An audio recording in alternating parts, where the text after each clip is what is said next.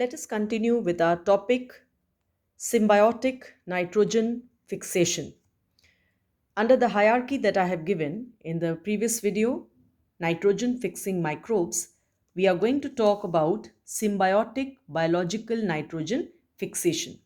The first one to begin is rhizobium, right? Now, we know that many bacteria fix atmospheric nitrogen in symbiotic association with other plants. What is symbiosis? Symbiosis is an interaction between two organisms of different species where both the partners are benefited with none of the two capable of living separately. All right. So, in this relationship, we are going to talk about the most prominent of the bacterium in the legume bacteria association. We are talking about rhizobium, which is a rod shaped bacterium, and this lives in the root nodules of leguminous plants like sweet pea, lentils, alfalfa, broad bean, garden pea, and clover bean, etc. Right? So, rhizobium lives into the soil.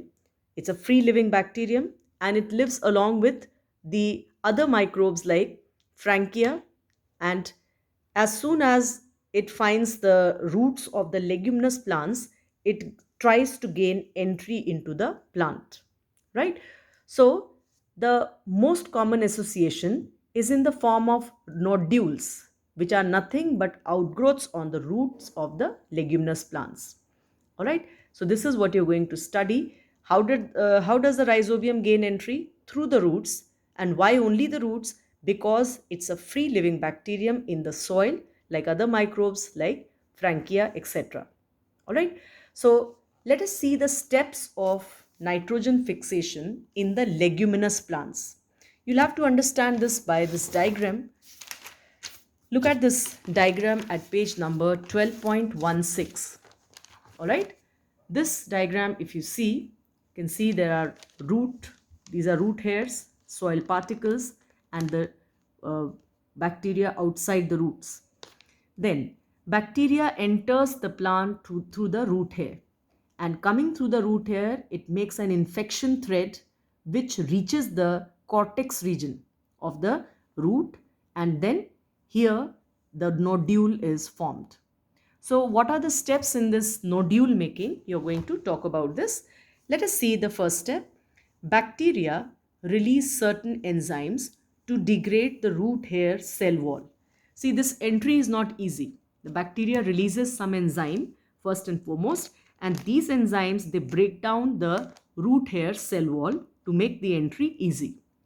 Now, the moment it enters, right, it starts forming an infection thread, and bacteria now they reach the cortex where they start multiplying, right? And they enter the root hair in this form and enter a infection thread. Reaching the cortex, they initiate the division in cortex and form a nodule, right? Inside the cortical cells, bacteria multiply and the cytosol gets exhausted or finished.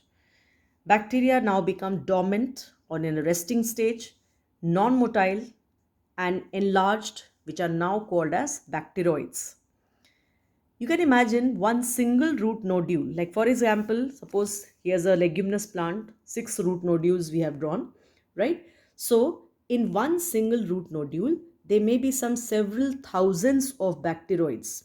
How is bacterium different from bacteroid? Because this is a dormant, non motile stage, which is an enlarged stage than the normal bacterium, right? So, this is how the root nodule is made, where in the cortex of the plant. The nodule forms a direct connection with the vascular system. Vascular means the system of xylem and phloem, or the conducting tissue of the root, and this is how the symbiosis begins. The give and take relationship through the vascular system, it gets ready-made food, shelter it's already got in the cortex, and now it can play the role to fix atmospheric nitrogen into the available nitrates. Right? Now, mechanism of nitrogen fixation. For this nitrogen fixation to be effective, right? What is the site? The site is root nodule, right? It acts as a best site for nitrogen fixation. And for this, there should be something present inside the nodule for nitrogen fixation to happen. What is that something? There are two requirements. Number one, an enzyme nitrogenase.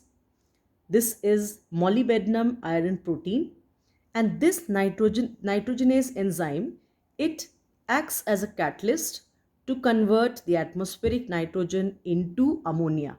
This is the first requirement of nitrogen fixation. Then the other requirement is a pigment. We call it leg hemoglobin. It's a pinkish pigment.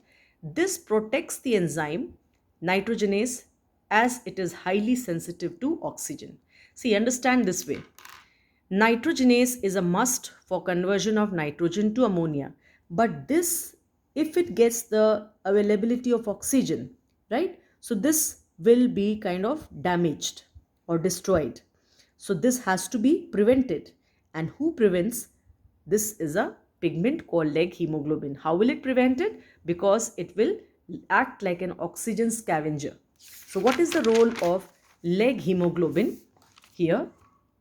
The enzyme nitrogenase, as I said, is extremely sensitive to molecular oxygen. And to protect this, the leguminous nodules, they contain a pinkish pigment called leg hemoglobin, capital capital L, small h. All right. This combines rapidly with any available oxygen and thus behaves as oxygen scavenger, just like the hemoglobin of our blood. Hemoglobin in the blood of a human being also does the same thing. It combines with oxygen. So in a similar way, this leg hemoglobin combines with oxygen, and in doing so, it is protecting the nitrogenase. Why is it protecting? So that the nitrogen fixation can be brought about, right? Now, the synthesis of ammonia by nitrogenase, it requires a very high input of energy. How much? Around 8 ATP for each ammonia that is produced. That is this synthesis you're talking about, nitrogen to ammonia, and each molecule of ammonia that is formed requires some 8 ATP of energy. This energy is obtained from the respiration of the host cells. So who's providing this energy? The same host plant is giving the energy for this conversion. This ammonia that is formed now, what is going to happen with this? What will be the fate of this ammonia? The fate will be, here the ammonia, we know that it is highly toxic, right? And therefore cannot